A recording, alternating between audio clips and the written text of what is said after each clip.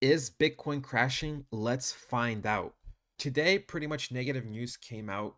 To put it in friendly terms, pretty much today negative news came out, which might indicate Bitcoin and the S&P 500 going down for the next few days or few weeks. And the reason why I mentioned Bitcoin and the S&P 500 is because those two are very, very related. Pretty much when the S&P 500 goes up, Bitcoin goes up. It's just like that. And if the S&P 500 is looking to get some type of retracement, some type of pullback, Bitcoin will also get affected by this.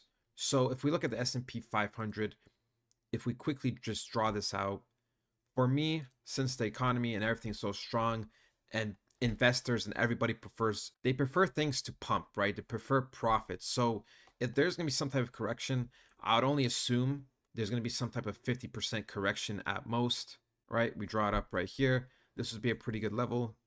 This would be a nice support area, 50% retracement, and then we'll continue moving to the upside. Same thing with Bitcoin. If we take it from the top here to this bottom here, 50% is around this area, which is absolutely perfect because two things.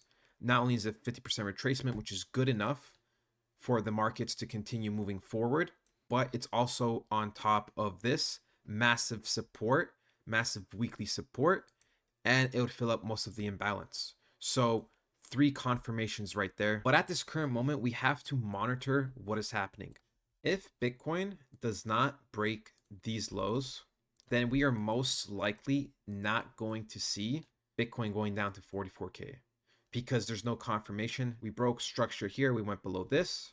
And now we would pretty much have to see multiple hours or multiple times on the 15-minute candles, multiple rejections here, and then falling off, going below this low, going below this low, and then making our way back down. You guys have to remember, in general, the market struggles just to go. We had 1, 2, 3, 4, 5, 6 days in a row of just green. That's so amazing. Obviously, profits are nice, but in terms of how the market operates, it's just not realistic for it to be going up like this for hundreds of days in a row. Even when Bitcoin starts its run, right? It does its thing, pumps up and down, does its thing, but there's always some type of pullback, right? And then we see a couple days in a row, again, sideways, up, right? And that's when things start really going off. But the reason why this can even happen in the first place is because technically this is one big accumulation sideways. So when we want to expand out and shoot up, we can because there's so many orders, stop losses everywhere. And then after there's demand and everything just gets shot up. And although there's so much demand right now, for me, it's still too early for it to be really shooting up and for it to be breaking out and making its bull run.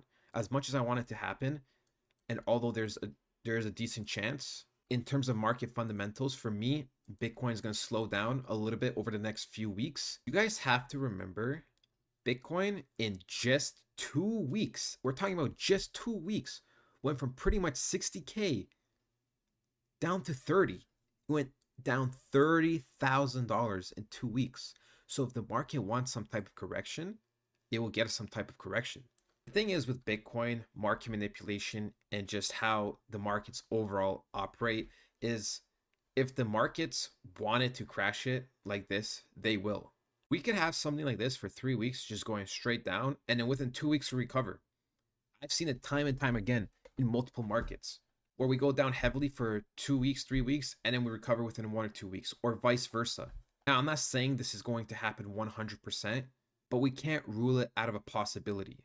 Everything will get determined on this weekly candle here. The reason why this weekly candle is so important and why we have to wait is because if this weekly candle closes below the 48,500 mark, which is below this 0.618 Fibonacci level of the market, then this will be an indication that it's a fake out.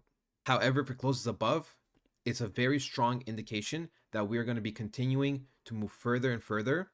And if we look to our left, we can see a little bit of resistance here, right? So we might shoot up, go down, but pretty much once we get past the zone, once we retest and respect pretty much 51,000 and a half, we have all this way up until the 60,000s.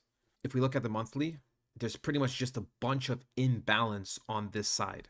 And to put it into nice, simple terms, imbalance pretty much means lack of proper market structure.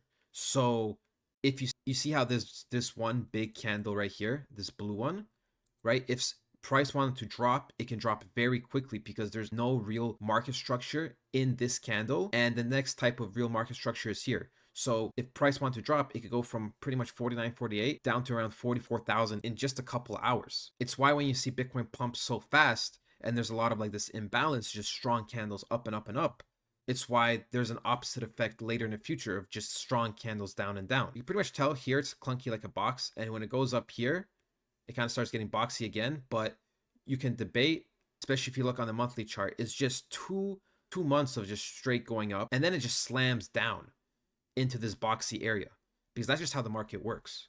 So right now we have to be very, very careful and very patient to see what price is going to do. Because the thing is, in this moment, it looks like, okay, we're just going to be going up forever and forever. All it takes is candles to close below a certain line, and next thing you know, you're just dropping down. So if we look back a few weeks ago, for example, everything was just looking green, right? Go up, we're like, whoa, everything, we're going to the moon, to the moon, to the moon, ETFs coming out, boom. At the end of the day, it slams back down. It's a massive rejection. And then what happens later? Well, later, as you know, we start moving down to the downside. And just like that, everyone starts panicking again, and everyone starts crying, like, what the hell is happening? Then this, we got faked out. And it's like, yeah, people flip-flop all the time, just like the markets. The markets will indicate one thing, but then if they close at a certain point on a daily or weekly, they'll indicate, okay, we're actually going to start reversing, or actually we're going to start pumping further up.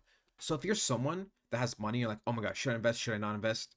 The thing is, you can invest right now almost into any coin other than Bitcoin, Ethereum, and any type of poo coin and still make 5 to 10x casually.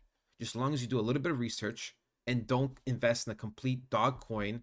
The reason why I excluded Bitcoin and Ethereum is because Bitcoin at this point, 5xing, there's a less likely chance. Ethereum still possible, but also less likely.